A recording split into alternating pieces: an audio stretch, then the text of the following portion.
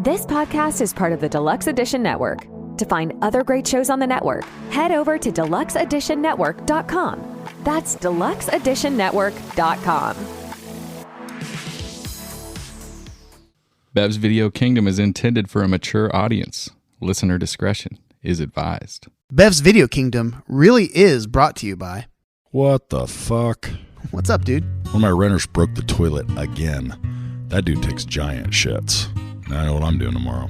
Why don't you hire a property management company or something to take care of that stuff? Because they suck, and they take 10%. You know, our dude Hank owns and manages Heritage Realty Partners. I think he said he only charges 5%, and he visits each property at least once a month. That's right, he's always posting beers from the road. You have his number? Actually, I do. His personal number is 805-451-5734. Perfect. Now he can deal with my renter's big shits. Heritage Realty Partners. For all your property management and investment needs. Bev's Video Kingdom is brought to you by Colonel Jessup's You Can't Handle the Poop Plumbers. Do you have an oversized sphincter and your logs are big enough to use on the obstacle course? Do your dumbass kids keep trying to flush their Tickle Me Elmo? Is your old lady part Sasquatch and her back hairs keep plugging up the drain? Have no fear. Colonel Jessup will order a code red on that clog quicker than you can say dishonorable discharge. That's right. After a long and illustrious career in the Marine Corps, Colonel Nathan R. Jessup, retired, had a little career setback, but he decided to use his time to learn a new craft. You see, when your shitter is literally in your bedroom, you become a plunging expert pretty quick. So, the next time your woman plugs the head with her oversized tampoons, you call Colonel Jessup's You Can't Handle the Poop Plumbers. You want them on that clog. You need them on that clog. Next time I have to take a shit, I'm for sure going to just say, I got to go do a dishonorable discharge. Dude, I poop 300 yards from a 4,000 guys with shotguns.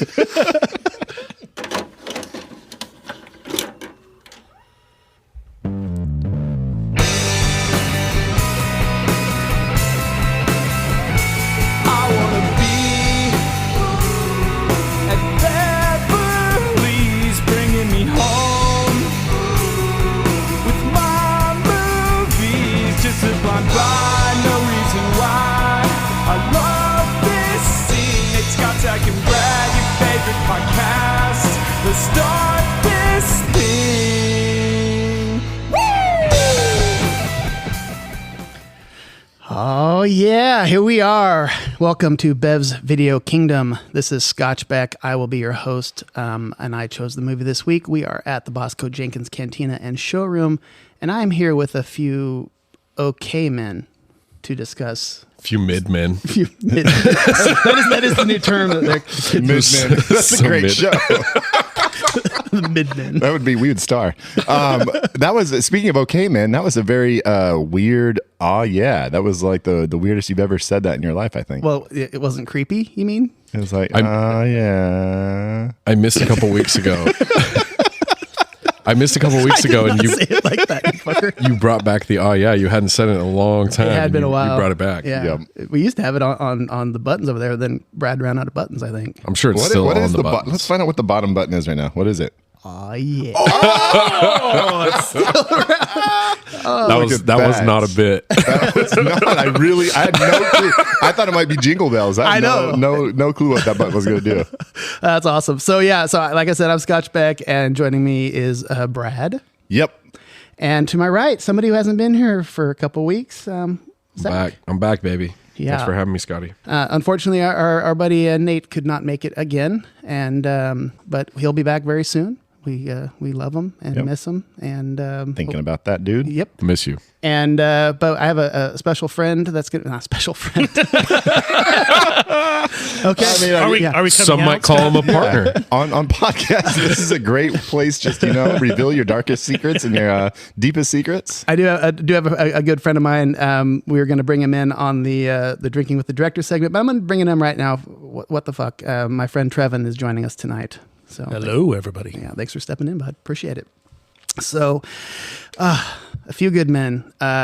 like I said, I picked this movie, and actually, our old co-host, it was on Nick on his list as one of the movies he wanted to do. And It's a very Nick movie. It's a very Nick movie. And that's why he quit. He was like, when are we going to do this? We're like, no, we're not doing that for a while. And he was like, fuck this, I'm out. We're like, the movies you pick suck. You're off the podcast. You're off the project, bro. Get out. Scotch walks in and he sees it on the floor. He's like, oh, what's it? Oh, okay. Maybe I'll dust this off and see what I can do. Yeah, I'm getting a little bit of foreshadowing here on maybe what you guys might have thought of this film. And Did you hit it? Did you hit Nick up? No, you told me that you hit Nick up and he never responded. He right? never responded. Motherfucker. Thanks for ignoring us, Nick. I did reach out I see to where we Nick. are in your, in your communication line. God, dude, it's almost like you have 2 infant babies and a full-time job. I know. Freaking blocking our selfish numbers. dick. This is terrible. Jesus. Yeah, no, just nothing. Ghosted. And anyway, I was like, hey, buddy, I noticed you like the same movies I do. You want to come hang out with us? And he was like, maybe it's because I said it like that. Yeah. Probably. Yeah. I think Anyway, so I love this film. I saw it. I remember the first time I saw it. I was at junior college, and I was actually taking a film class. And because it seemed like the easiest A in the world, because I get to watch movies and talk about them. And it actually was tougher than I thought it would be. that's how those classes always Oh yeah, go. some of those was professors sneaky. are just like Yeah. crazy about film and like You're like, yeah, the movie class is gonna be super easy. You're like, what is it, like sexual health or whatever? You're like, oh, we're gonna learn about sex. It's gonna be so awesome. Then you got to do all sorts of work and study and shit. It's some bullshit. Yeah. So it was tough, but it was a really good teacher. Really enjoyed it, and we got to watch some really, really good movies I'd never seen. We saw Thelma and Louise in there. It's the first time I was introduced to Seven Samurai, which is one of my all-time favorite movies. The early classic Seven Samurai, which is fucking crazy. I never thought I'd like a 3-hour Japanese subtitle film, and it was fantastic. So anyway, this is where I first saw it. Absolutely loved it, and I've seen it tons of times. I love it. Can't talk about it enough. And I guess I'll ask what your guys' opinions are, Brad. Now, quick question. Would you guys sit and watch them together? Or was like assigned to you got to go watch it? Or did you guys like sit and watch it in class? And like, did they get like popcorn and shit? Or did you just sit there and watch No it? popcorn, but we actually, there was a movie day and then there was discussion day. And if you couldn't make the movie day, then you could watch it on your own. But this was like way before TVs or anything. So that you had to go get the reel to reel Yeah. shit and like hook it up. in It your was bedroom actually if on you a wanted to do stage that. and they actually play acted it. It was kind of crazy. The only way you could watch it was like Clark Griswold in your fucking attic with the freaking projecting it on the wall. Exactly. All right. This movie. So I told you last week that I was like, I'm going to tell you about the first time I watched it. And it actually gave me pause because I was like, have I seen this before? As I was watching it, I was trying to think, have I seen this before? And I could not pick out a scene where I was like, oh yeah, I remember that. So I'm thinking this was the first time I ever saw it. Okay, so you thought you'd seen it, but I thought I had seen it, and as I was watching it, it looks like Zach has the exact same story. Are you telling my story, dude? I know you're not stealing it because I haven't told you yet. oh my god, That's so hilarious. Yeah, no, I was just like waiting for something that like stands out. Like, okay, I remember that, and there was nothing. So unless I watched it and I was drunk or watching it high or something, I don't know. yeah. But I did not remember. It came it. out in 1992, so you were a little bit young for when it came out. But a lot of people I hung out with liked it. I Yeah. mean, there was like a lot of people that had seen it. It was like obviously a pretty critically acclaimed movie. What do you think, like the percentage chance of when you're going to sit down and watch a movie, whether or not you were drunk or other? I don't know. Like a 6% chance you were not drunk or other. Like when you. I'm just like watching a random movie. Like I know I never actually like actively set out to watch this. So yeah, it was kind of like a brand new movie. Maybe it was a brand new movie for me.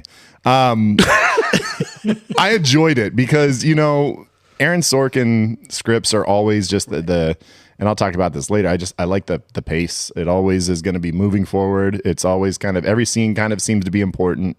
And I enjoyed it. There's some definite things I can talk about that I think are kind of ridiculous, but baseball being a big part of this movie was kind of surprising to me. It was in it a lot more than I realized. Well, I mean, he's playing softball, and then the whole he's watching the baseball game every single time that they go over to his house. It seems like. Yeah, He and also got really upset when she put the bat in the closet. That's right. yeah, he's kind of a freak about baseball, and I will say, Baseball. when he was out there practicing, I've never seen somebody hit as many grounders in a row. Like he's hitting them like once every 2 seconds. He's like, But you could tell he was smack. hitting grounders. Grounder.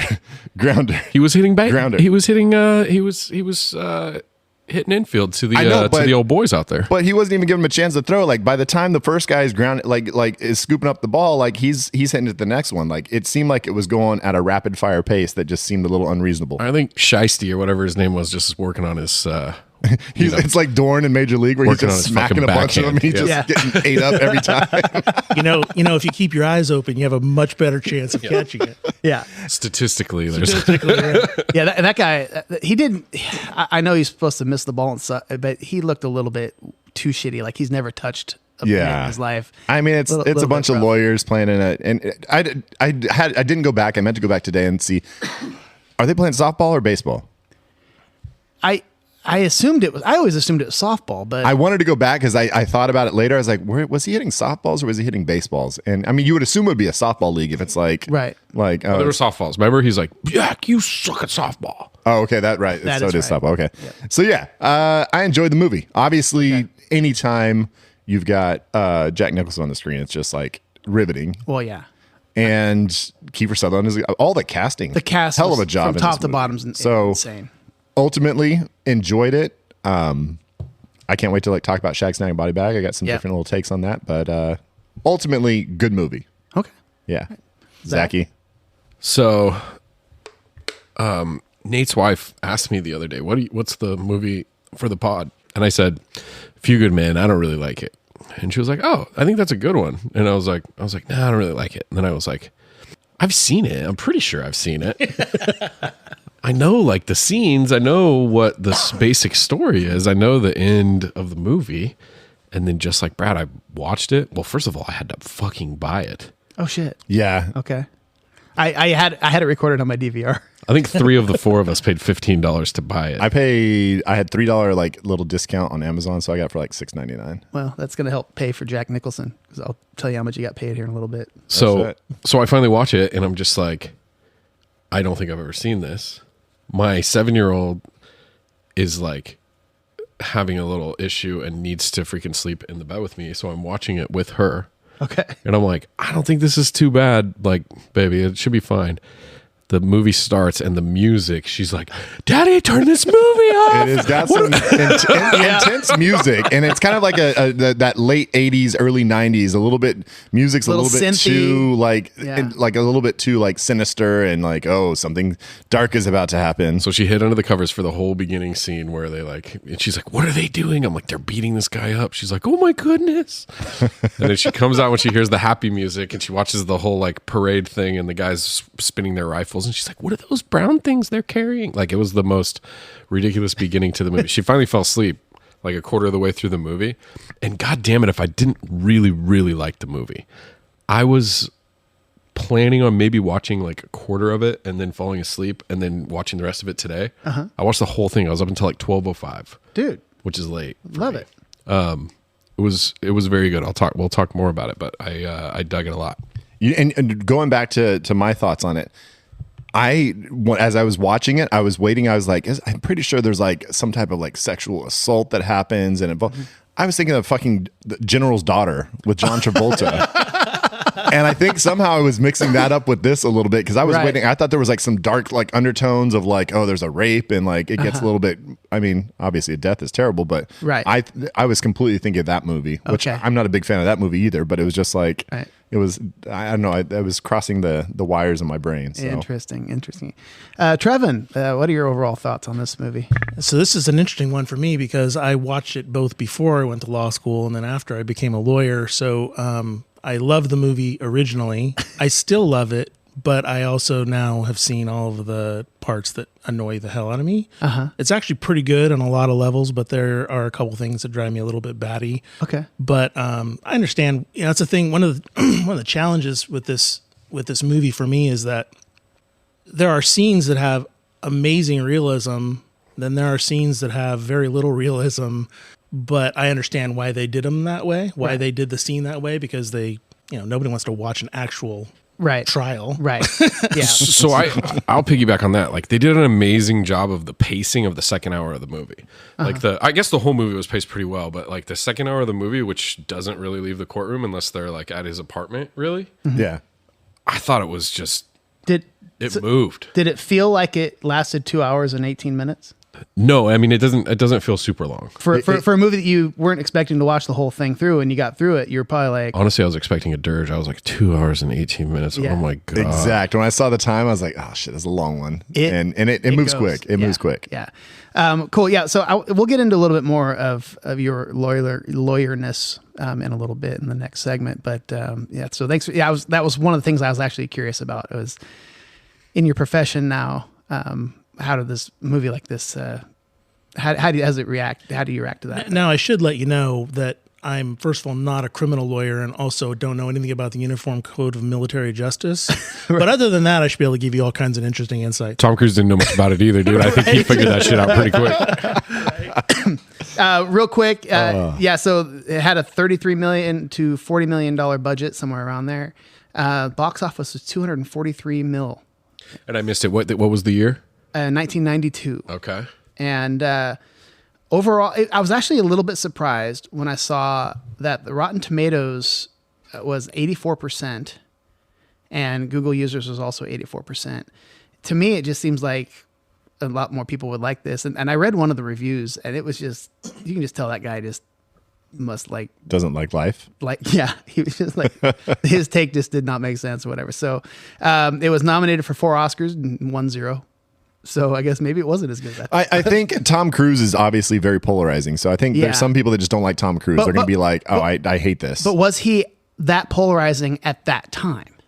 Because this came out, so he did Top Gun in 86, Color of Money in 86. He was like starting his done big Rain Man. run. He did Rain Man in 88, Days of Thunder in 90, and the movie before this was Far and Away. Or it might have been the same. It was the same year. Far and Away was dope. Yeah. I haven't seen that since it came out, so I can't remember if it was good or not. I remember his accent was kind of shitty though. Nicole Kidman. She was hot as fuck. Yeah. So yeah, but he, all the weird shit and the Scientology stuff. But I did read that he modeled his character after David Miscavige, the head of Scientology. He basically modeled his performance after that guy.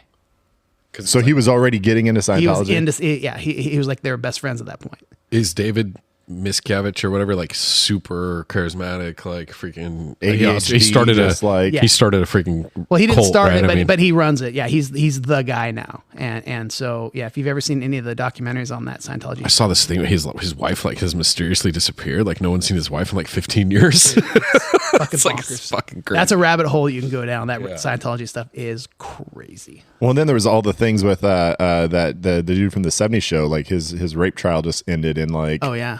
Like he was a Leah big Remini guy, was saying, too. like this is basically like an attack on Scientology, or she's saying basically like this is exposing Scientology for like what it is, and I don't know, kind of craziness. Kind of crazy. The other little thing I wanted to mention was Jack Nicholson. He worked for 10 days and got paid $500,000 a day. That's a pretty good job if you can get it.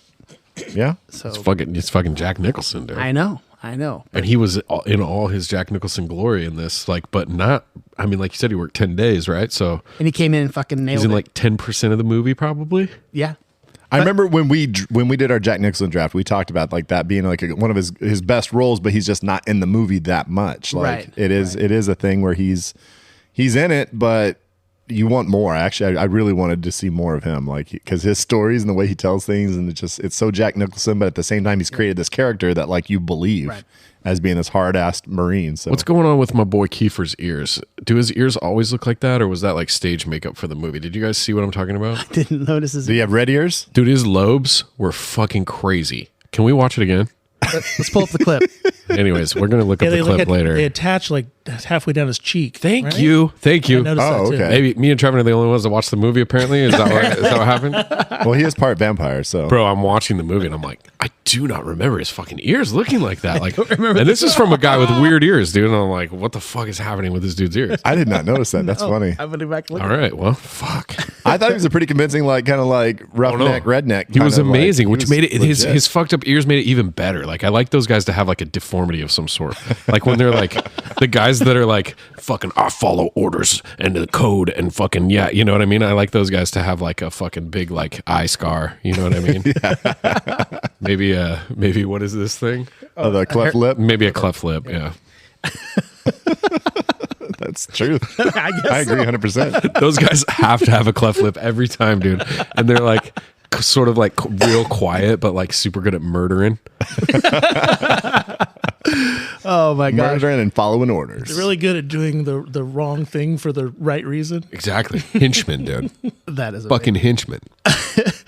Before we move on to the next segment, I want to do a little bit of what we call housekeeping here. And we're part of the Deluxe Edition Network.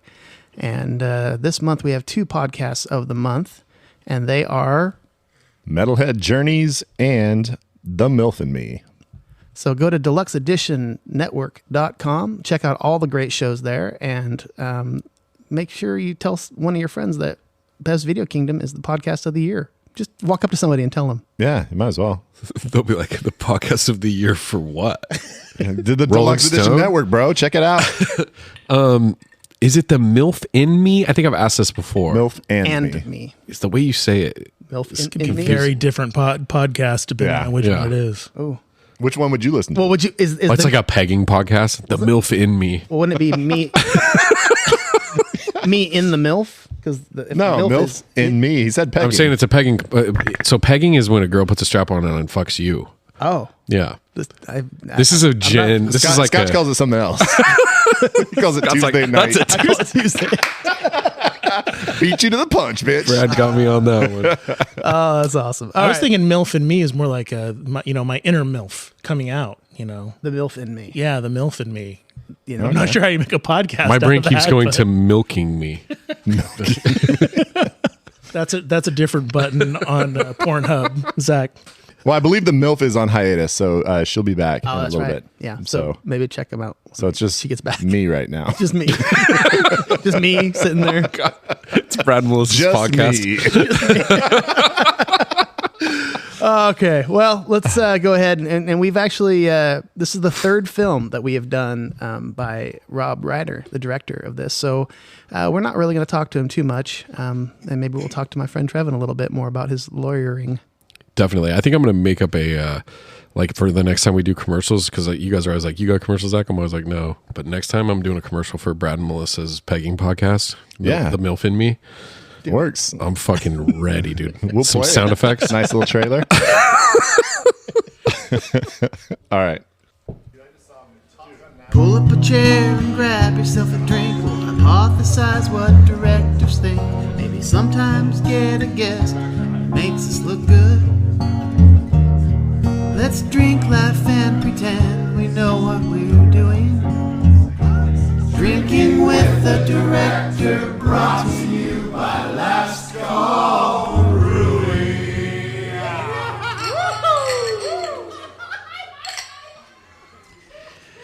So, yeah, we've done a few Rob Reiner movies. And if I have my way, we'll probably do at least one more. This was a different like type of movie than the Definitely different. Yeah. Yeah. But since we've actually drank with him before, and I think we almost killed him last time, we're gonna skip that. But we're still drinking, and what we're gonna do is we're gonna drink with my friend Trevin, who drove all the way from Auburn to come visit and do this podcast with us. Drinking with the Trevin, brought to you by Last Call Brewing. So You definitely didn't find somebody more interesting.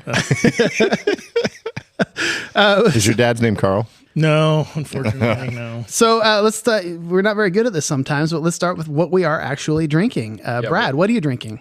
I am drinking some delicious Operation Nectaron from Last Call. Walter's probably pissed because it's a little bit old, but it's still delicious. And I got some of the last 4-packs, and I had them all stocked up in my fridge, so I'm finishing them off.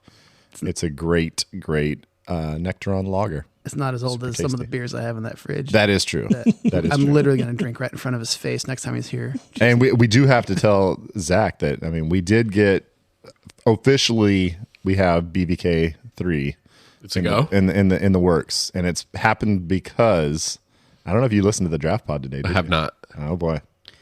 Spoiler alert. I haven't. We'll heard talk it. about it on the draft episode. Okay. We'll wait till next week to talk. Can about we talk about the recipe of the new beer? Can we go back to the OG version? Can we tell Walter we want to go back to the OG? You know how that works. He doesn't. He's got a vision. No, I know, but A lot of it feel has like- to do with the ability for him to get hops at the right Yeah. time, and a lot of that's somewhat out of his hands. Mosaic. I think was the first one. The first one No, we've had Mosaic in all of them. The only thing that was different was we had Azaka. Cashmere in the first one. That's the one. And the next year it turned into Nectaron. See, we need to go back to the cashmere. I like that aftertaste. It tastes soft on your tongue like a cashmere sweater. I mean, I'm sure Walter's that's open true. to it. I think just kind of out of his hands, like Brad said. So, but No, you call him complain. out. You complain every year. I mean, fuck, dude. We've given him enough sponsorships. Walter. Well, so speaking of fine beers, what are you drinking there, Zacharuna? I'm drinking Cerveza Modelo Mexico. It is absolutely golden, full-bodied Pilsner-style lager with a clean, crisp finish. Tasty. Good. Trev, what are you drinking, bud? I am drinking Jameson Black Barrel Irish whiskey. You went for the good stuff. Yeah. Yeah. Well, not. I as good- opened it too. Yeah. I heard it open. Anybody who comes here can open anything, drink anything, and I love that Scotch says that, but as people are opening, he's just like, "What the fuck are Yeah. you doing?" He's like throwing daggers, He's always eyes like- at you. Like, I think on the last pod, he's like, I didn't see you get that, Brad. I would have stopped you. he did. He did. no, but you're welcome to drink whatever you want, asshole. He did reach in the back and grab the whistle pig. That's all right. And I literally just poured the last of my Yamazaki 18, and that's a tough one because it's a very, very, very, very good Japanese whiskey, and the bottle's gone. It's going to cost me $1,000 to get another one, which I didn't pay $1,000 for this one. No. I paid $65, and that's a whole nother story. I think I've already told on the pod, so Yeah. never mind. He makes good whiskey. Yeah, they do really good whiskey over there, and all the Japanese stuff is fantastic. And I could talk about it all day, but I won't. So Trevin. Japan is like the Scotland of the East, right? It's exactly. exactly. A lot of shared traditions. So I brought my friend Trevin here because he is a lawyer, and also because he's just one of my best friends.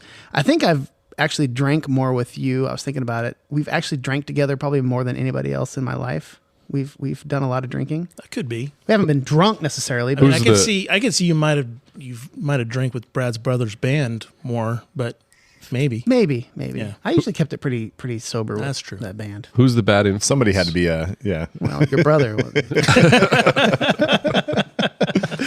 So we kind of got your overall thoughts, and that was kind of one of my things that I was wondering about, because, and again, you're not a criminal lawyer. So what kind of law actually are you in, like, what do you do? So I do civil litigation primarily, which means a lot of it is not in a courtroom, but one of the biggest misconceptions probably in media is that lawyers are actually in courtrooms a lot. Right.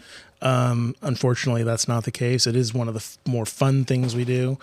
But yeah, so I tend to represent companies in disputes about construction, real estate, business matters. Gotcha. And then I do a lot of work where I advise companies nowadays where they just need advice on how to handle a situation. But you've spent some time in courtrooms. You say that's actually kind of the fun part in a way. Yeah, definitely. There are, I jokingly say, like, so cross-examination, which you see some of in A Few Good Men, that 1/100th of 1% of what we do makes all the rest of the crap worth it, because it's just it can be so fun and interesting, and it's like your Perry Mason moment. It's where you get to give the big reveal. Like the old guy on Law and Order.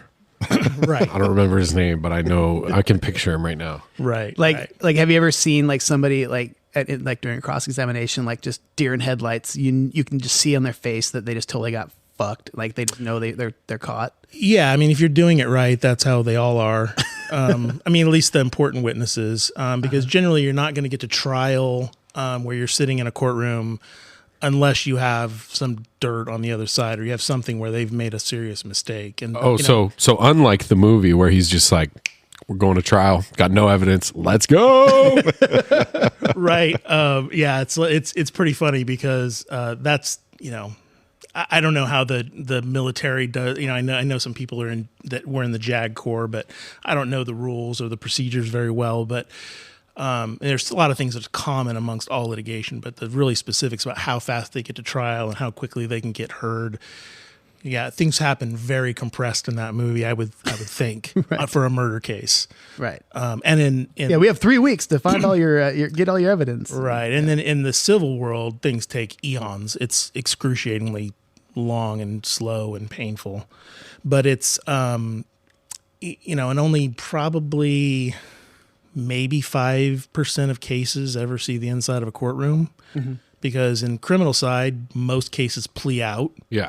And that's what Caffey is good at. That's why he was assigned this case, because they wanted him to he's the master, and so they figured this wasn't going to see the courtroom, and that's why he got this case. So And a lot of civil cases that don't go to jury trial, I mean, they're going to be like basically with like a mediator, or like it's going to be like just you and a judge in a room, like actually not. Yeah, so there's a lot of different ways. Sometimes it's just the attorneys work it out, because they have a conversation or exchange letters and talk through the facts. And sometimes I don't know all the facts the other side knows, and they don't know all the facts I know. And if we can talk it through, it's like, oh, well, our risk assessment of what's going to happen if we do go to trial changes.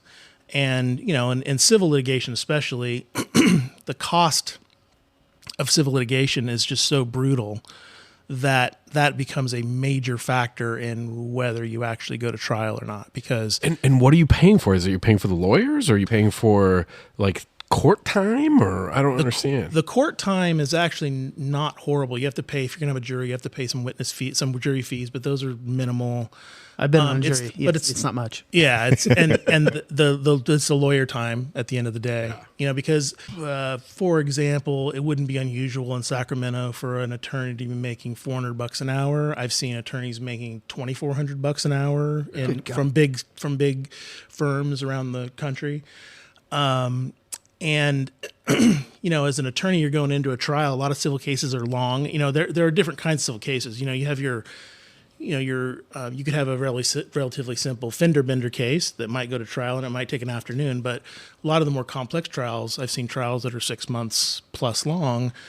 And as an attorney, you get, one of the things about A Few Good Men that's interesting is they're working at home. They're all there in an apartment together. They're going through everything. And that's what really happens, because if you don't become a trial lawyer, a litigator, unless you really like to win.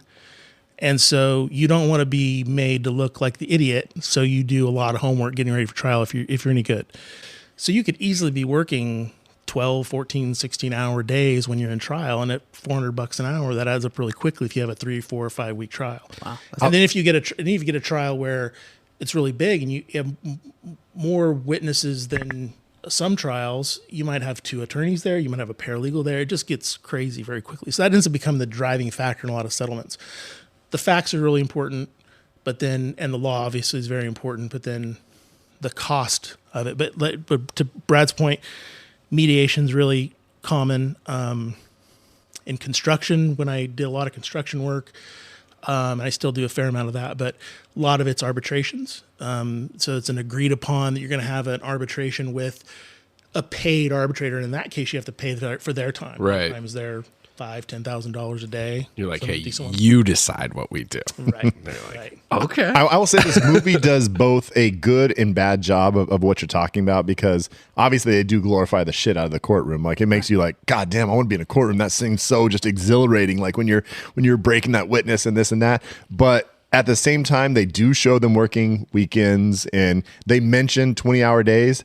But the only time they ever show them working is like a big like moment in the case. Like, oh, we just got to go talk to this guy. Oh, like little breakthroughs. They don't really show the just the menial, like, oh, we're going through the law books. There's a little montage they show where they're kind of going through it Right. and stuff So like that, it but- kind of glosses over that. And that's, I teach high schoolers, and I always tell when we're talking about careers and stuff, I'm like, you have to be ready for like the bad stuff of careers that you always want. Like, oh, if you want to be a lawyer, I always tell them, and I guess I'm underestimating, I'll be like, 95% of the time you're doing interviews, you're going through books, and you're doing research, you're taking notes, you're taking statements. I mean, that's basically your job.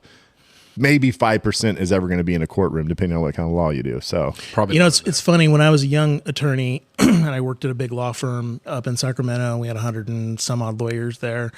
When I was a young attorney, I used to hate, I'd get a research assignment, or as I became more advanced, I would get just some issue would come up and I needed to research it. And I used to sort of begrudge myself saying, oh my gosh, I got to spend the next 5 hours researching this issue and digging through all these cases and pulling all this together.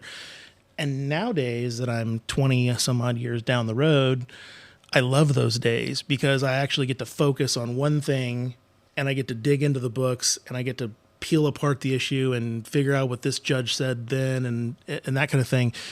My days mostly nowadays are, 25 phone calls, where I'm either talking to opposing lawyers, talking to clients, walking through. I hardly ever go to the books anymore. I mean, there are times where I have to, but for the most part, it's stuff that I already know the law. It's just a matter of talking through or convincing a client to do something or suggesting a client do something, making recommendations, telling them they shouldn't do other things, or talking and trying to convince an opposing lawyer, things like that. So it's funny how it changes over time.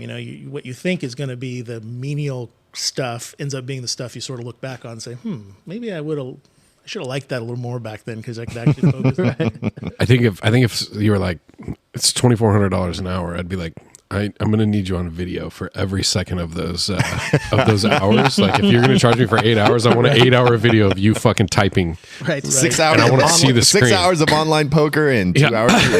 Exactly.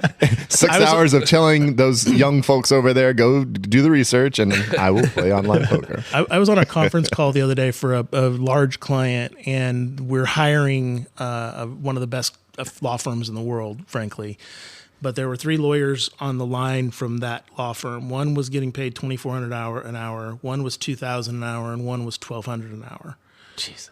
So Like we don't need all you guys on this call. They're like, Give me let the me go 1200. as long as you want.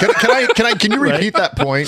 Can you say that again? I just want to hear you say that again. Could you read that statement again, please? Can we go through who's on this call again? Can we do a roll call real quick? Yeah. yeah, well, it's funny because one of them hardly said anything. I don't think he said a word. So it was, and I don't charge anything like that. And most lawyers don't. I mean, these are literally the best lawyers in the world on the subjects they deal with. But I said to my client afterwards, I said, hey, I'll make you a deal. Why don't you just pay me 10% of the total building rate that they were all making, and we'll call it even for that phone call. And he said, hey, you're rich. So you kind of alluded to this earlier, but so as a lawyer, can you even enjoy movies about law and about About lawyering. About lawyering. It's hard. It's hard, honestly. Like I have to really suspend reality and just appreciate. You'll actually, when we get to the draft, you'll actually see there are times where I have to just put away the realism component, right, and just not even think about it. It's probably like watching movies that involve music for you, right, or any of us do. Oh, Scotch is harsh as fuck. He's like definitely not hitting those drums correctly. Yeah, right. And that's that shit. Seriously, it bothers me if I'm watching a movie about a fucking drummer and I can tell he's not hitting the cymbal when the cymbals are crashing and shit like that. So a little bit different, but. I think the thing that makes me the most crazy is how compressed everything is, because I kind of wish things happened that fast in the real world, and they just don't. And clients get frustrated by it. I get frustrated by it. It's very, it's one of the harder things is dealing with how slow the process takes. Right. Well, I'm sure that's probably a strategy in some ways. Like, don't some Can like be. some sides like maybe they want to drag this thing on and make the other side hurt by paying more money and blah blah blah. Absolutely, that's definitely a strategy some folks employ for sure. Man, and there's a lot of there's the famous old saying. I don't remember who said it, but they said the gist of it was our system is brutish and difficult and unfair and unjust, and it's also happens to be the best one that's ever been invented by the mind of man. Yeah. The idea being that it's a screwed up system, but when you really get into the depth of it, there's a lot of times where like you'll hear about somebody gets off because of a technicality, right? And that's like, oh, well, we shouldn't have technicalities. Well, technicalities usually are connected to our constitutional rights in some way. And so, yeah, in an individual case, a technicality can end up creating what appears to be, by all outward appearances, to be a super unjust result. But the overall reason we have that rule is really important on the whole. And so and I'll talk about it when we do a later segment, and I can talk about it a little bit more. But some of the things I liked about A Few Good Men is some of the challenges you could tell he's facing between a plea bargain and going to trial. Mm-hmm. That's a tough decision to make, especially when somebody's life is on the line. Right. And you're having to tell them, yeah, we're either going to go to trial, or I recommend we're either going to go to trial or we're going to plea out. I think that was a Danny Masterson quote, wasn't it? Could have been. Trev, I got a question for you. So in this case, you have a kind of key witness who Caffey wants to put on the stand, and this guy ends up killing himself. You're talking about the process, especially like in civil law and stuff. It takes a long time. I'm assuming there's older folks that are involved in some of these lawsuits. Have you ever had like a situation where you're involved in like a long case and like some important part of the case passes away? I haven't had that exact thing happen. I haven't had somebody actually die during a case, but I've absolutely had situations where I was concerned one of the key witnesses wasn't going to be making it. Especially when you might be in litigation for 2 or 3 years, right, and somebody's old or not in good health. So yeah, and there are strategies to deal with that. Like, for example, one of the things we try to do if somebody's not in good health is we try to take their deposition early because of the rules of hearsay evidence. And I won't bore you with all the details, but basically, if somebody is no longer alive, they're considered unavailable for trial. And so you can then use their deposition testimony in lieu of them actually appearing in court. Normally you couldn't do that. You could use it for other purposes like impeachment and things like that. But if they actually have died or they live in another state and they can't be compelled to come, they're unavailable, and then you can use their deposition testimony. It's like, do you have to declare that? Like, so Caffey, they've taken a deposition from this guy without like notifying the fact that he like is in town? And that would be dependent upon which court you're in and what the rules are. Yeah. But generally speaking, for a deposition to be considered a deposition, the other side has to be noticed of it and have an opportunity to cross-examine the witness. Okay. Oh damn, yeah, because they wouldn't be able to. If he just gave his side of the story, they wouldn't be able to like ask him their shit. Exactly, right? And cross-examination is huge. I mean, a lot of times litigators say cases are won and lost on the cross-examination. Yeah, because Kevin Bacon would have ripped that fool up. Yeah. Oh, big time. Yeah, it's fucking Kevin Bacon. Kevin motherfucking Bacon. 6 degrees, bitch. Wearing a cutoff shirt. One last thing I'd like to ask you. I don't know if you remember this, but when we first met, and you wanted to be a lawyer pretty much the whole time I've known you. You always said that you wanted to become a lawyer so you can get all your friends out of speeding tickets. Is that still true? You'd be way better off being a cop, I think, than a lawyer. Lawyers don't have any pull with speeding tickets. You'd have to know somebody. So you're full of shit. I'm useless on that front. Absolutely. Good to know. Completely useless. Couldn't even contact a friend or a homie or... Jeez. Maybe. Probably be so upset if he called him about a fucking speeding ticket. Be like, bro, Scotch is really bad that he got the Yamazaki out now. I don't have a ton of time. Awesome. I think the key of all of it is that like movies can really romanticize a lot of different professions, like doctors, lawyers, sports agents, like all these different like things that you can be like, I want to do that. And then you're like, fuck, I've never even cross-examined someone ever. You know what I mean? Like, I've been a lawyer for 10 years and I've never even, right? That's totally possible and probably probable, right? Police officers that have never shot their weapon. I mean, like... Exactly. Yeah. You hope not. Yeah. like tons, like... Damn it, I haven't got to shoot anybody yet. Cops will tell you that their job is like, endless boredom mixed with like really short bursts of like extreme excitement and like crazy shit going on. You know what I mean? Which like, I feel like a lot of jobs are like that, really. Like I said, with my students, when I'm having them research careers, one of the questions I have on the form that they do is, what is the worst possible aspects of this career? Because I want them thinking about, if you want to put your life into this or you want to devote yourself to obtaining this career, what are the things that are going to be bad about this? So I'm thinking of like, we have a lot of friends who are nurses and including your wife. It's like, you're going to deal with some terrible shit. Like, and when I mean say shit, literally shit. Like, you're going to be changing a diaper or something. They're going to be shitting all over you, and you got to deal with that. Or obviously death and those crazy hours. I want them thinking about that, because then if they still want to do it after acknowledging those, because it would be terrible to go put yourself into college and think, oh, I'm going to go after this, and then realize, oh shit, this is not at all what I want. Yeah, my wife's a labor and delivery nurse, and she always says that like 99.9% of the time she's there for the best day of people's lives. You know what I mean? They're having a kid, and then there's like that 0.1% where it's like the worst day of their fucking life. So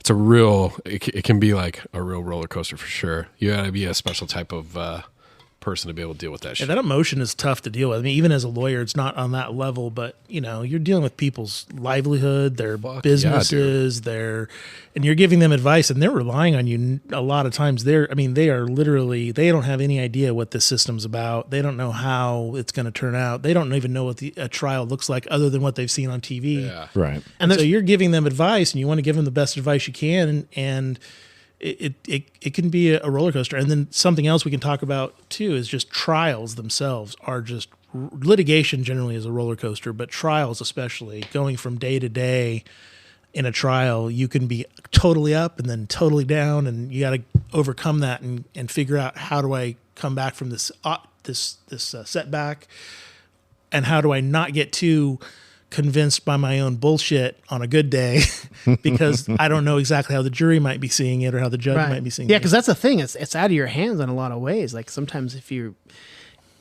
might have a case that you think is good, but could be on the edge, and the right jury or the wrong jury could just sway it just enough. You don't have a fucking home run case, and you're like, this could go either way, and you're about to see this person's life go up. What's crazy is that like when the guy is like when the one guy gets on the stand and then he like admits that he wasn't even in the room to hear the guy say the order or whatever. They're like, oh, exactly. I mean, that's like the fucking like the equivalent of like, okay, we're down 70 in the Super Bowl, and we've got to go 100 yards in 1 second to win the game. You know what I mean? The best part is during that scene. So Downey, he's up there getting cross-examined, and if you watch closely, Tom Cruise realizes it first. You see it on his face. It's on Kevin Bacon. He's starting the questioning, and they're not sure where it's going. All of a sudden, you see Tom Cruise just close his eyes and put his head down slightly. He goes, "Oh fuck!" Yeah. He wasn't there. Yeah. It's like you're driving. I think the better analogy is like, it's like you're driving, like, oh, we might get a touchdown here, and then you fumble and it's a recovery touchdown going the other way.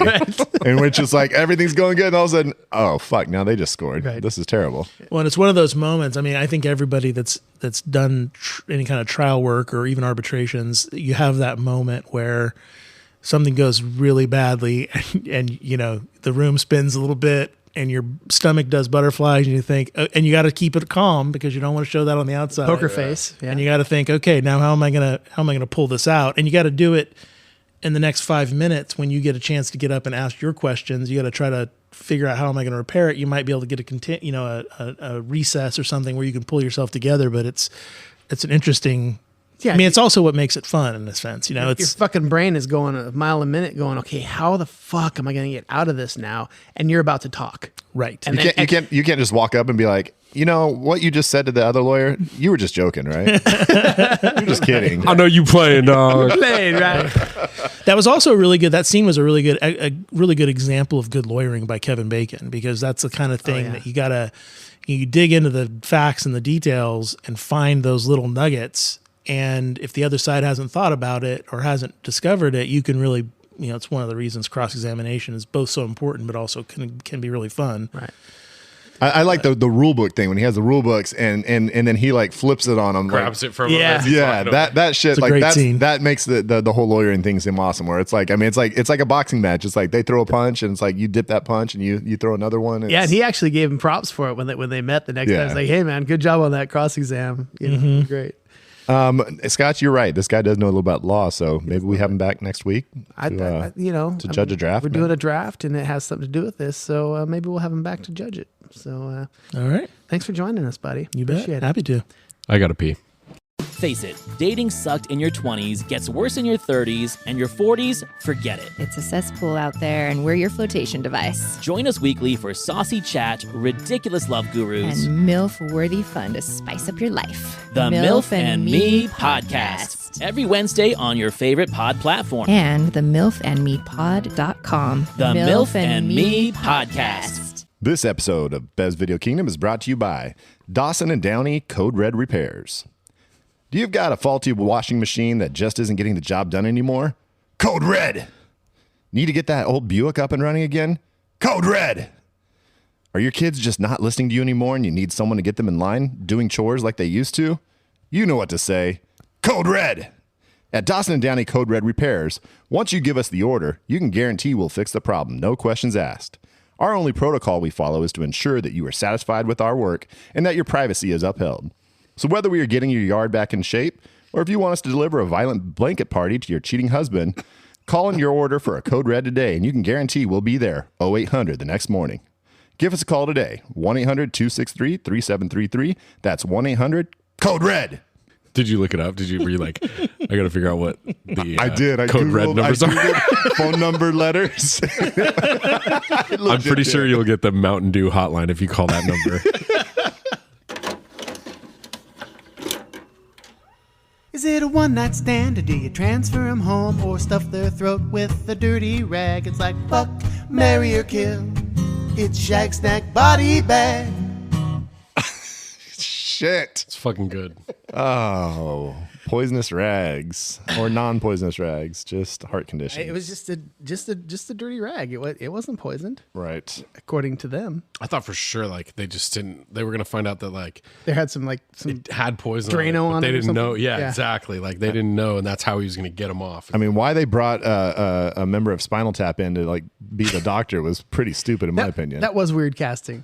Because I mean, if you don't know who he is, Christopher Guest, like obviously it's like okay, whatever. He's an actor, but I'm sitting there going Nigel Tufnell on the stand. I'm waiting for Nigel to say something stupid or just Christopher Guest just to be funny in some, but he's actually like dead serious in this role. Yeah. I didn't notice that it was Christopher Guest. Yeah. At all. That's like, I mean, that's like the Six Fingered Man, like where you don't realize it's him either. Like that's another strange role. You mean like the Man in Black in Princess Bride? But yeah, what were we talking about? The Six Fingered Man in Princess Bride. Okay, That yeah. guy. Yeah, that's Christopher Christopher Guest. Guest. Also Nigel Tufnell. No, yeah. Also the guy with the hound dog. How? Yeah. Oh yeah. And Best in Show. Best in Show. Oh, I love it. So we are good. what are we doing, We Scott? are shagging, snagging, body bagging, and so we're gonna fucking. Is this something you just want to fucking just do for like 3 seconds and not last very long, or is it something you're gonna take home to your mom and dad because you want to marry it, or are you gonna fucking just get rid of this shit because it's just not worth being in the movie? Code Red, that motherfucker. It's fuck, marry, kill, baby.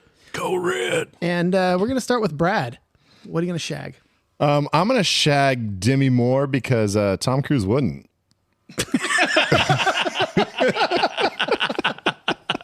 Dude. I mean, what was going on here? Like, this guy's young. He was way more into Aunt Jenny or whatever the fuck when she showed up. I think there's like a deleted scene where he's fucking the girl's He's got Aunt Jenny in the courtroom bathroom. Exactly, like because he's got Demi Moore just like running around and freaking. Although, anyways, She wants him so bad the entire movie, and he's just like, I like playing softball with my boys. Like, there's a little bit you could almost look into it and say like, maybe this dude might be gay. Like he's no. I don't think he's gay. I think he's like got some sort of weird. You ever seen like My Weird Obsession or whatever that show is, where the guy's like in love with his car? I think he's got that with his baseball bat. You see how upset? he's always holding that bat. He's walking around his room. Don't you put my bat anywhere around? Yeah. That kind of goes with Kendra's baseball bat, Right. The baseball bat thing threw me off because there's a scene where he's sitting like on his couch, and I couldn't figure out why is he choking up on that bat so far. Like he should just get a bat that's the right size for him. He's a slap hitter. He throws down bunts, and he's the type of guy that would throw down a bunt in a slow pitch softball game because he's quick. We know he can run. Yeah, we've seen Tom Cruise run. That is a type of guy, I think. Does qualify. slap bunt, slow pitch softball guy. So he could get the first. He wants to win games. Like, we know he's competitive. That is absolutely Tom Cruise. Yep. Oh man. Our guest Trevin, do you have a shag? I do. I think I'm going to shag dime bags of oregano. That's a good one. Yeah, I like it. That is a. Is that something that? Because I was thinking about that. Would that really be the case? It doesn't matter. Like, you can buy whatever you want. It doesn't matter what you think it is. If it's something illegal, you can get in trouble. If it's not, you can't. Well, that's what makes me wonder. Is like, how did he get in trouble? Like, was he outside a building, like outside like a one of their barracks or something, smoking? And they're like, "Hey, what are you doing?" And because they did say he tried to smoke a dime bag of oregano, like, so he actually literally tried to smoke it. I think he just bought it, right? I think he tried to smoke it. That's what I'm saying. Like, was he? They caught him smoking, and like, that's not a cigarette, and like, it's a joint. They arrest him, and then they found out it's regular. It should be like, oh, well, charges are dropped. Right. This guy's an idiot. You're a fucking idiot. So yeah, that's kind of what I was thinking. I mean, military might have like intent, like, oh, his intent was to buy weed, obviously, so that's why we're getting him in trouble. But would intent be enough to stick? Usually not. I mean, usually crimes have a mens rea component, which is your intent. And then they also there's some facts you have to have. Right. But it was a good callback in the movie because Kevin Pollak used it later in his, his jokes. So, Zach. Shagging? Yes. I'm shagging the diminutive man himself, Mr. Tom Cruise. He walks into the courtroom at one point, and the camera's like kind of behind him. And his fucking neck is at the handle for the door.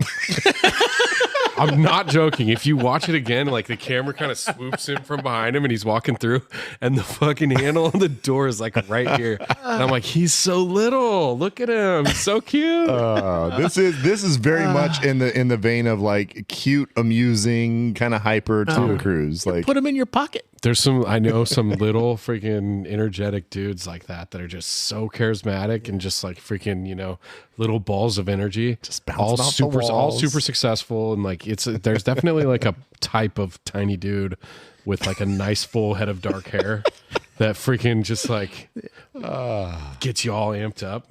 He's a very, very polarizing actor. Obviously, he's fucking weird as shit, all the Scientology stuff. But if you really just look at Tom Cruise, he's fucking great in so many things. And it's like, I really wish all that weird shit didn't exist because I really like him in most of the stuff he does. And I love him in this. I think in this movie, he's at the perfect moment where he's still boyishly charming. Right.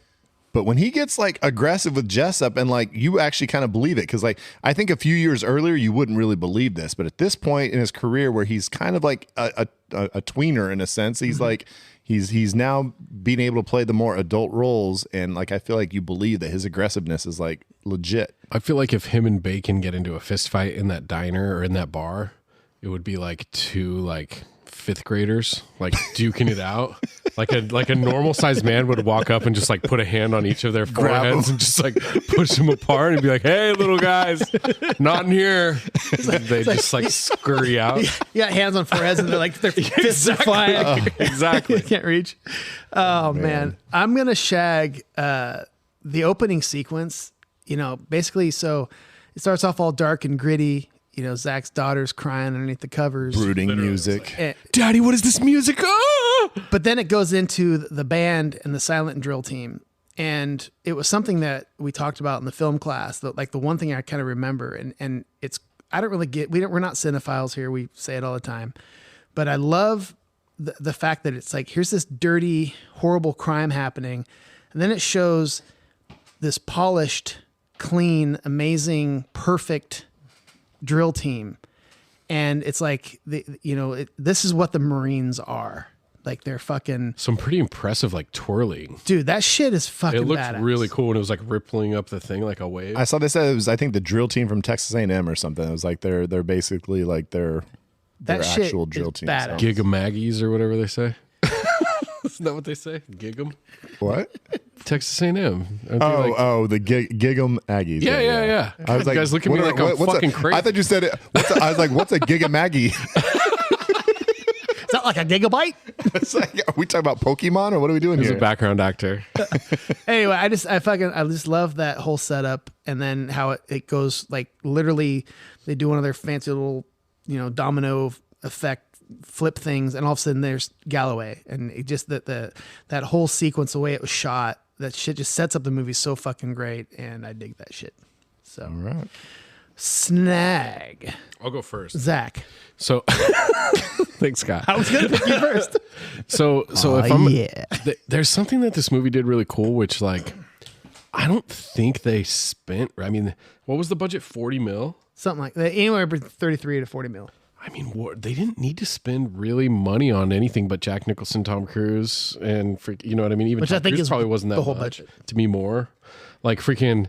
They had like a sort of green screeny, like outward view of Guantanamo Bay, Yeah. and then like a barracks scene, and then the lunch scene. Mm-hmm. Besides that, I mean, nothing really in Guantanamo. The rest is The courtroom was all on the back lot of in a Universal bar or whatever. and in the courtroom. Yeah, and it was like island, That's fucking like it. Catalina Islandish type place, like Yeah. for the island. Yeah, they didn't actually go to Cuba. So my snag is like a well done version of that, where you don't have to spend $100 million to make a movie where you have like some on location stuff and you just like a well done, because a lot of movies try to skimp on that stuff and it doesn't work, and I feel like it really works in this. Yeah. Never once did I think that this wasn't like in Cuba when they were there, and yeah, it's a fantastic job. Brad, what are you gonna snag? I want to snag the pacing of the movie, because, like we said, it's a 2 hour and 15 or whatever it is. It's right around there, and it actually moves very quickly. And I'm just gonna say that's mainly Aaron Sorkin scripts. Like, I mean, when you take the things that seem like they could be super boring and make them like intense, where you get involved. Like, I mean, thinking like Social Network, Moneyball, where a lot of it is just like kind of like legal talk or like expertise talk, and he can make it sound so interesting and like you just get into it immediately. I agree with everything you're saying, but I feel like this one was a little more realistic in the speech between people. I feel like some of the Sorkin stuff is just like so verbose and like freaking people don't talk like that. You know what I mean? Like, that's how I feel anyways. But I feel like this one did it pretty good. I mean, pacing wise, I thought it kept moving and you wanted to follow along. So I like that. Trev, what do you got? I think my snag is, even though it's a little over the top, there's an officer on deck ending. That just got me the first time I watched that movie, because he hadn't saluted him before, and then all of a sudden, Well, he it's like literally stuck his hands in his pockets at Yeah, one time. He's that's like, right. "You go fuck yourself. I'm not going Yeah. to salute you." and he earned his respect, and that was pretty damn cool.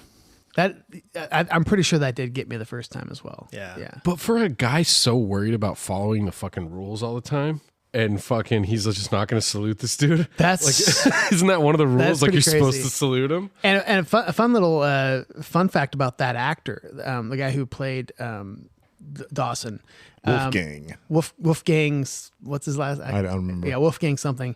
He was a location scout, and he wasn't actually an actor, and he was working for Rob Reiner as a location scout. And Reiner's like, this guy is kind of perfect. He's big and whatever. And they tried him out, and he got the part. This was like Wolfgang Bodison. Yeah. They're like, this dude looks Marini. Yeah.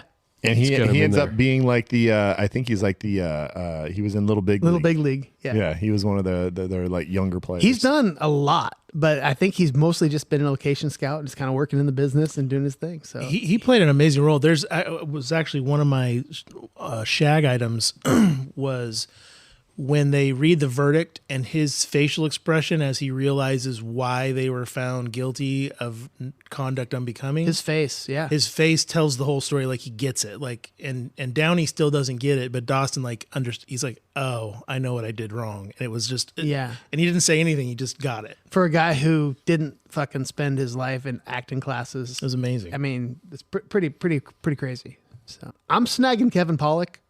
I knew you would. I would. Big You've only surprise. mentioned him like 17 times on the pod, so Probably he's been mentioned the most, and I'm not done yet. There's just, I remember watching this the first time. I didn't know who he was, hadn't seen him in anything, and just something about his charisma and what he did on screen. I just remembered this guy, after watching this. I literally remember going, dude, I want to fucking see that guy in some more stuff. And he's Tom Cruise's Somehow amazingly actually shorter than him friend. Right. Exactly. So I appreciate this because like I appreciate his acting, but I want to say, what is Kevin Pollak's point in this movie? Well, he has no. Basically, he doesn't. He even says it in the movie. He's like, I have no responsibilities here whatsoever. But he also he is better at preparing the witnesses. He's there for research, and he's basically his co-counsel. He's just helping him out. He is simply there to keep Tom Cruise grounded because I think Tom Cruise is kind of a hothead, kind of a fucking show up late to the meetings guy. The boss is like, hey, this is a big deal. They want Cruise to go. You can go, but you go and make sure he doesn't fuck this up. That goes against the point, though. The reason they chose Tom Cruise, they wanted him to fuck it up. Well, that's why. So why did they give him? That's why they chose. They didn't want him to fuck it up. They wanted him to get it done as quick as possible, just like Tom Cruise does. Which is Tom Cruise doesn't go to fucking court. He fucking settles out of court, right? And then it's over. That's all they wanted. They wanted it to get settled out of court. It's over, and that's all Jessup wanted. He wanted to go away. If they settle out of court, plead guilty, it goes away. That's all they wanted. So I think they handed it down. Basically assigned him, but then like his boss or whatever, when they have that meeting, when he comes in, I think he realized, okay, there might be something here. He's going to need some help. And I think the higher ups division, they said this is handed down by division. They wanted it to just get kind of swept under the rug. But I think his boss or whatever was like, okay, well, he's going to be on this, but he's going to need some help. So because it was a big deal, I think. Yeah. I thought they wanted him just to be like, I'm just going to basically prosecute these guys. Yeah, the division, I guess the higher ups that you don't really see. Well, it seems like giving the veteran that might have some expertise and be like, wait a second, maybe there's a little bit more to this. Like, or are they just figuring that dude's just a yes man? Or like, I think they sent him with them, but they like the people that picked Cruise to do it, the evil guys that are fucking trying to fix it. They didn't know that the boss man was going to be like, hey, take your little friend with you. Take it seriously. Yeah, who actually like helped him do it. And they didn't count on. They were like Lieutenant Commander Galloway. Basically. Okay. Brad doesn't like that whole argument. That's fine. No, it's fine. I'm okay with that. All right, we're gonna go to body bag. Who wants to start us off with the body bag? I'm going to start, and I feel bad because I think the soldiers after the verdict, I don't like it. I think the whole point for Dawson, which one's Dawson? Let me get it. It's Dawson's the tall one, the big guy. Okay, so Dawson seems like, Trevin, you said he gets it, and I get that, but at the same time, it just seems like that dude is so ingrained. He is worried about, I don't get to be a Marine. He says that's when he loses his mind the most, when he's like, I'm not going to get to be a Marine, and like that's the thing I'm most worried about. And now he's being told he's not going to be a Marine. He's like, I get it. Like, it just seems like it doesn't necessarily click with like who he is as a person. But I think he understands that they just fucking dodged a major bullet and they're not spending the rest of their life in prison. And he's like, we did fuck up. We should have stood up for the weaker man. And he doesn't like it, but he understands it. I think he accepts the fact that, hey, at least I'm not going to prison for life. I just got to be dishonorably discharged. But what in the whole trial convinced him that we should be thinking about the weaker man? Because I don't see any point in the thing where he's like, a weaker man is important to like, oh, look out for. Like, I just don't get. He comes to that conclusion just so kind of like randomly to me. Like, I don't know what in the movie sets it up where he's like, gosh, I got to be looking out for the weaker person. Well, he's already been proven to be that person because he like brought bread to some guy or whatever. You remember, like they kind of after a while sort of paint. They the did kind of picture expose that him. He is like this nice person. Yeah. So I think he was fronting, and then he okay. I think it's pronounced. See here, fronting. look at I'm getting just absolutely demolished in my ideas here. You've been cross-examined. You keep asking questions about fucking everything. lawyers Just say around it, me. and we'll be like, This is "Yeah, Brad, bullshit." we agree." But then you're like, "What do you guys think?" We spent one night with Trevin, and we were like, "Fucking, you can't handle the fucking pod, Brad." I'm just like, I'm gonna sue you. I hurt myself at your house during the pod. I don't know. I'll say in the moment, I was kind of like, okay, we're going for like the super sappy ending. Yeah. And I don't like super sappy endings. And I felt like it was a little sappy. So I'm going to jump in on the body bag here. And I didn't like the fucking little romance angle with Caffey and Galloway. I thought it was like do we really need a little fucking love story kind of thrown in? I know he wasn't really into it or whatever, but I didn't think that because she. You think so? You think there was an inkling of a love story? She fucking wanted to fucking his fucking little Scientology wiener, and Wow. she wanted him bad, which is weird because like the beginning of the movie, she's like, who is this fucking guy? She didn't respect him. I just thought it was kind of strange how she all of a sudden thought he was the fucking greatest thing on the planet. Well, and the date, like the random date. Yeah, like, asked him on a date.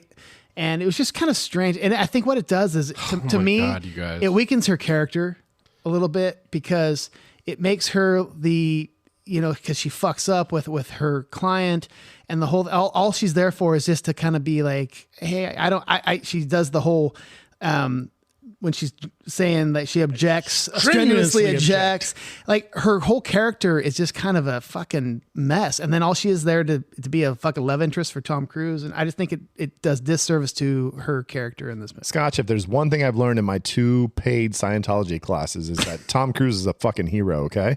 Sorry. He's a fucking hero. Scientology classes. 2 paid? I had to pay, of course. All right. So you don't like my I don't dislike the take. I mean, it's fine.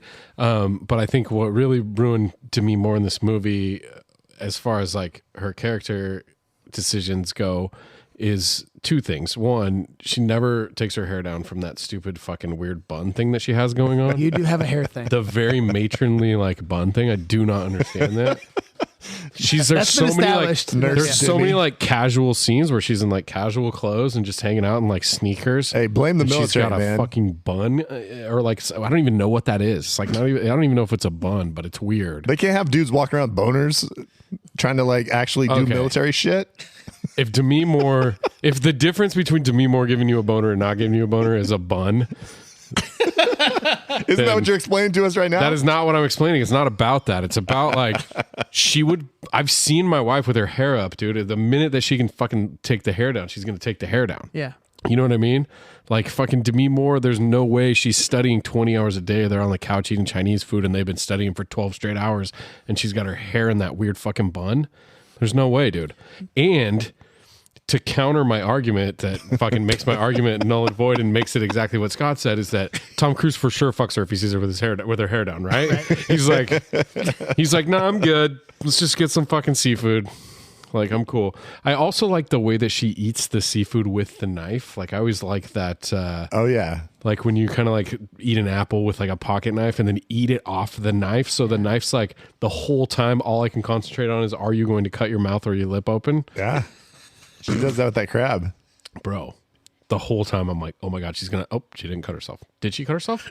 Is that blood on her tongue? I do that with my steak when I'll like. You eat it with the knife? I'll just stab that piece and just like, ugh. Then do you have to go immediately to the bathroom and check whether or not your mouth's bleeding? No, I'm just fucking man. I'd be like, I know I had a knife in my mouth. I'm sure I cut myself. I must go check. I pick my teeth with knives. No, you don't. You're so stupid. You do not. I will have a steak. I do not believe that one bit. Ask my wife. It drives her crazy. I'll be like, we'll be at a restaurant. I'll be like, if I got a nice sharp knife, I'll be like, I gotta get that out. Shut the fuck up. Yeah.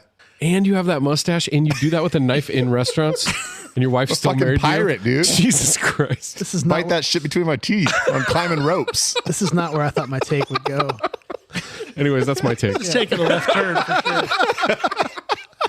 Trev, do you have a body bag that isn't fucking nonsense like what we just What? That was super coherent. I'll say my body bag is, I'm not sure what Private Downey's point is in the story. I think you could tell exactly the same story just with Dawson. I don't think you need Downey other than because he's kind of this. I mean, I guess maybe he generates some sympathy because he's kind of this sappy, not very bright guy, and he's caught up in all this because he was just following orders. But I'm not sure what he exactly adds to the story in that much. Well, literally, he's like the lowest step of the chain of command, right? Like where he's just like the absolute follower that just is like the typical Marine. His only function really is to completely fuck up their entire case and almost lose it entirely because he basically said he heard the order himself but didn't hear it. What was also what was doesn't talk. Well, and what was the point of Aunt Jenny? Like, she shows up looking Telling you, kind of there's hot deleted and scenes young. where Tom Cruise bones her. She shows up hot and young at the trial, and she's like, "I'm Aunt Jenny," and they're like, "Ooh, fuck yeah!" Well, He's like, I thought you would be older. And then she's So did I. And then what was the whole point? Well, and there's even a weirder thing about that because Demi Moore gets her permission to represent him. I don't know. I've She's never the closest relative. Closest apparently. Well, he's not but dead. he's an adult. Like, he's an adult. He's not dead. Like, why are you having to get permission from his aunt to represent him? I didn't even think about that. That's a great fucking point. Demi Moore. What we figured out in this movie is that Demi Moore is a stalker, and she'll do anything to get closer to Tom Cruise. Like, that's pretty much the point. Except let her hair down. I think the night after that trial, she finally let her hair down, and that's when things just went buck wild. Shit. That's the extra ending that we need is like that night. I love it. All right. Well, let's move on to the next category. Crackle, Pluto, HBO, find anime on Crunchyroll, Peacock, Hulu, Disney, Netflix, Tubi, Sling TV, Shudder, Fubo. What the fuck is Fubo? I'm sure it'll cause a sensation. It's a streaming recommendation.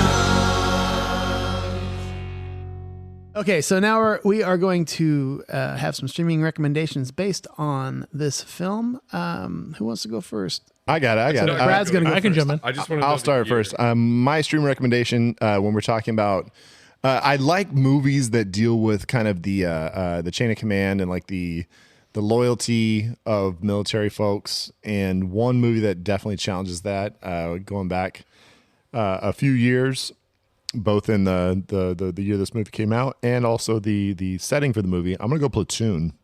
Oh, from Oliver Stone. The idea that you have Charlie Sheen is caught in the middle between basically two people of how they do their military business with Right. Tom Berenger and with Willem Dafoe. And he's kind of caught in the middle of seeing like how they both operate and trying to decide like which is the right way to follow. Like, should I just follow Tom Berenger's orders because he's kind of the big bad over here, or should I follow Willem Dafoe, who's a little bit more counterculture and definitely like, I fuck the system and the chain of command. Like, let's just do what's right. And it's a good movie. It's available on Max, and it's a classic. I love Cinemax. I can't believe fucking HBO changed their name. How did they let Cinemax like basically like take ownership of that name? I don't think that's what happened. I think they just decided to call themselves Max for some reason. Did they merge with They merged with Cinemax, yeah. And they just took Max? Yeah. How can you just not? HBO has been like the legends of television for the longest time. They were like, So it's they the were just first like, one. yeah, we're done being HBO. Dude, are they still going to do like fucking the Game of Thrones sequel and shit? yeah, that shit's coming out soon On Max. on Max. Trevin, what do you got? So all mine are kind of legal shows, but Goliath is a pretty good lawyer show if you're into lawyer stuff. Better Call Saul is a pretty entertaining lawyer show. Love it. That's great.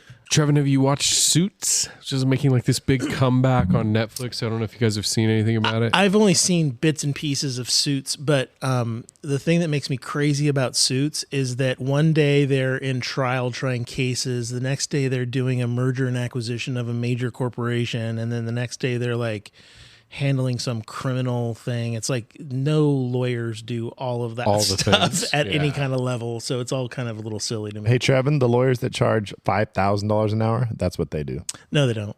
No, they only do one sub part of those things.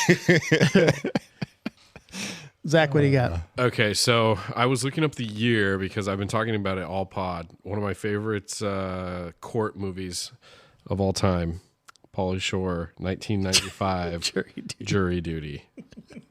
It is so ridiculous, and then it just gets like when you think you're like, this movie is ridiculous, and then it's just like, oh yeah, and it fucking triples down on the ridiculousness. You can watch it on Amazon Prime. Go check it out. It's fucking great. And when you're done, you can watch Biodome and Son-in-Law and In the Army Now, and then you can just feast on the movies of my don't youth. forget Encino Man. Encino Man, right there. There you go. Wheeze the juice. He's the juice. So I'm actually pretty proud of myself for not talking about this too much yet. But I have got to recommend, it's not really a streaming rec, but it is an audiobook, How I Slept My Way to the Middle by Kevin Pollak.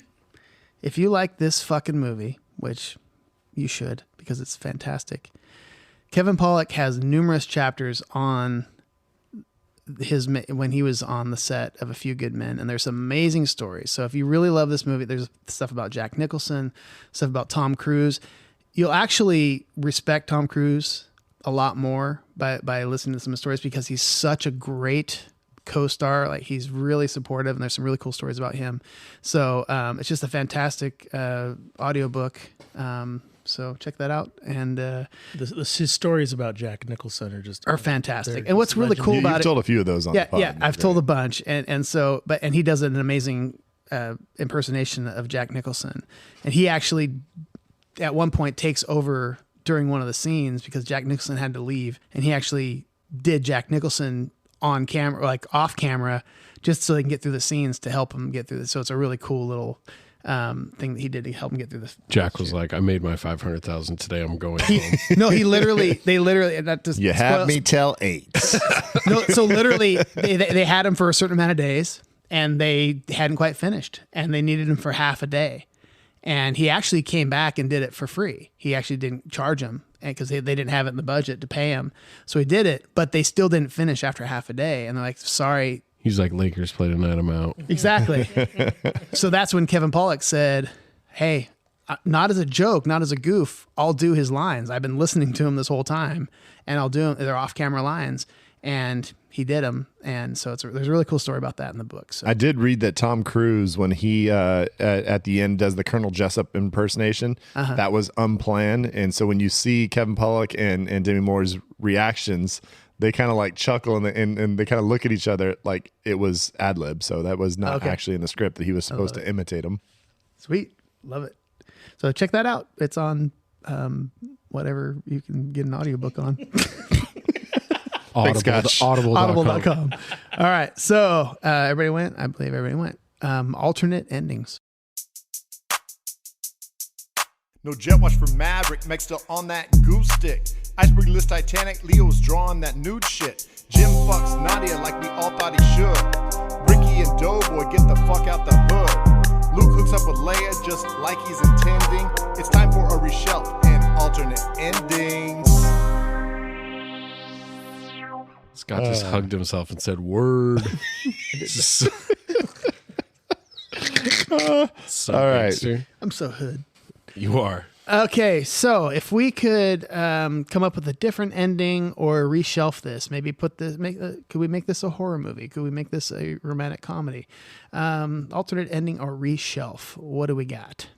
I want Kevin Pollak to absolutely be in on the conspiracy and like really trying to like derail their whole he's been sent like maybe he sneaks in and kills the guy instead of him shooting himself. Yeah, like he's doing that type of shit, and it's like he's really trying to destroy the whole thing the whole time, and just adds a new element to it.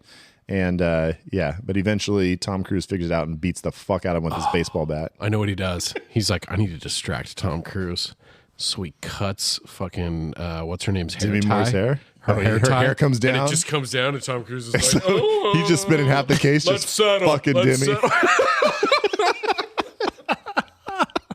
Can't help himself. Okay. Yeah. Okay. A little out there. You just don't like Kevin Pollak, do you? I know I like him. I really do. I just thought The whole time he was doing that- just kind of hanging out in the movie like, hey, I'm Kevin Pollak. What's up, guys? That whole time he did that take, he was looking right at me. He's like, I got your fucking Kevin Pollak right now. He's the fucking shit. Yeah. All right. Trevin, what do you got? So, what I want to say, so a criminal defense attorney, a public defender, but also in JAG, they don't get to choose who their clients are. They're assigned to represent somebody. So I want to see the sequel or the follow-up where Caffey is assigned to defend Colonel Jessup in his criminal trial. Oh. So he literally just fucked his entire career, and he gets assigned the case where he has to defend him? Right. Okay. I want to see when the door opens and he walks in and Jessup's sitting there. He's like, oh, fuck. This fucking guy. That'd be good times. Yeah, that'd be fucking crazy. I liked how they did, like the way they set it up to where, like, in the first scene with Colonel Jessup, you sort of, this is a tangent, sorry. We don't do that here. But you sort of are like, expecting him to be the bad guy, and then you're like, oh no, maybe he's a good guy. He wants to not transfer this guy and like train him and like freaking all this stuff, and you're like, oh, maybe Colonel Jessup's a good guy. And then you get like the for sure confirmation that he's a piece of shit when he fucking says the F word to Tom Cruise's suit and freaking he like loses his shit, dude. And you're like, oh, okay, this guy's fucking terrible.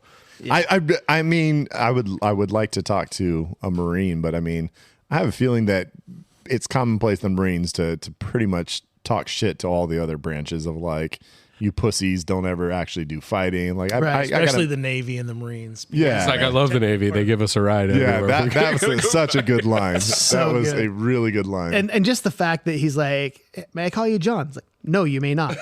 It's like, fuck, dude. If it pleases the court, what the fuck happened to your ears? I mean, but the idea though that like where he's he's asking like, have you ever been in combat? Like he starts like, that's when you could tell that's it as he's most angry. He's like these fucking pencil pushers that are doing all this bullshit and trying to prevent me from doing my life. Like, you weakened the country today. Yeah, that's aggressive. Brilliant. Jeez. By the way, if you watch that movie on A Few Good Men on Hulu, it is a girly white uniform. Oh. Oh no shit. Did they really? It's dubbed out? It's a girly white uniform dubbed out, yeah. Oh shit. Wow. Times are a changing. Take that shit out. Yeah. What else we got? I think we're done. Is that it? Whoa. What's next week? Come on. I'm just saying. I'm just like with the categories. Fucking you know, as the main baddie in the Marines, when shit goes bad on the stand, Jessup's fangs are coming out, right? Oh shit. We know that's going to happen. Like he's going to immediately, like once he gets pinned into a corner, those fangs are coming out, and then all of a sudden, Witch of Dawson and the other dude, do their fangs come out? All I know is Kevin Pollak. Guantanamo is just a den of vampires. Is that the idea here? They're I'm just straight saying, up vampires. and They Kevin feed from on dusk till Guantanamo. on poor Cubans. It's terrible. And Kevin Pollak is Van Helsing and saves the day. Is he? What if you were Cuba? That gives him something to do in the movie, so fuck it. Yeah, I'm down. I love it. Yeah, we didn't talk about Cuba Gooding Jr. What if you were Cuba Gooding Jr. and you were stationed in Cuba? Just thought about that. No, that's when you know we're getting to the end of the pod. There was, I will say that. So we base this loosely, this pod on the Rewatchables, which is Bill Simmons' podcast, and Bill Simmons back when he was a writer, which he seems to be no longer. On his articles on Page 2 and stuff, he would do these articles where he would have mailbags and he would have readers like put in questions, and at the end it would start to get like to crazy ass questions about sports and movies and stuff, and then it would always be like, yeah, these are my readers, like where he got to a question that was just so wacky, and it's like at the end of our pods we basically get to that point where it's like somebody's gonna say something where it's like, okay, we're definitely towards the end. It's time to call it. You're like, we asked this guy to be here. No, I just think it's great. I love it. I love it. The end of our pods, I think we like the last 30 minutes of our pods is like the best listen. I wonder what percentage of listeners actually get to the end of our pods. I know they should. This is just a warning to y'all. Listen to the end. But here we're at the end, so those people aren't listening anyways. Shit. How do we get those people? How do we get them all the way over Have this here? conversation at the beginning of the pod, right? If you're listening, find somebody who doesn't listen and tell them to listen. We should figure out a message that's like in the first 10 seconds. Because sometimes when like the other pod that you subscribe to finishes, it'll like automatically go to our pod. And then a lot of people, I bet, just stop it. But if we should get something real hooky right at the beginning. Right. Well, thank you everybody for joining us for this Rob Reiner classic. I'm slurring my words. I'm tired. Rob Reiner. Next week, we are going to have a draft episode, and we are going to draft the most memorable court scene in a film, courtroom scene. And our friend Trevin is going to come back and be an expert judge, and we'll see if he knows anything. I doubt it. But tune in next week. Bye-bye.